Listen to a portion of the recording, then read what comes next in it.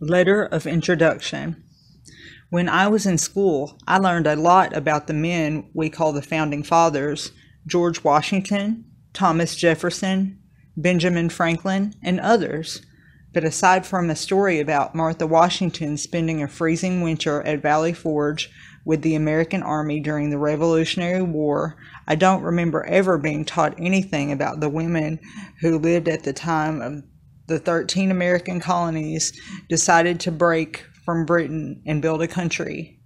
I knew nothing of the mothers, wives, sisters, daughters, and female friends of the men who wrote the Declaration of Independence, fought the Revolution, created the Constitution, and formed our first government. I would have read books about the women if they had been available. History always interested me, and of course, reading about women made tales from the past more real to me.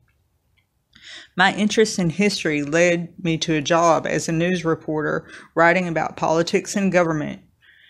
To do my job well, I needed to understand better what the men who wrote the country's charters were thinking when they crafted those documents. As I learned more about the men, I wondered more about the women. What were they doing while their husbands, sons, brothers, friends, and fathers were off serving the country? I suspected that they had wonderful stories to tell if I could hear them, and now I know they did. The way we learn about the past is through letters and diaries, plus books written in earlier times and objects like clothes and cooking tools that tell us what people wore and how they lived. The Founding Fathers wrote hundreds of letters and articles that have been preserved and published over the centuries. But because women weren't considered important, their letters were often destroyed or stuffed in a box somewhere and lost for years. But I was able to find enough traces of our country's female forebears to piece together their very interesting lives. Some women went off to war with the men. Some served as spies. Some wrote political poems and plays. Some ran businesses and farms.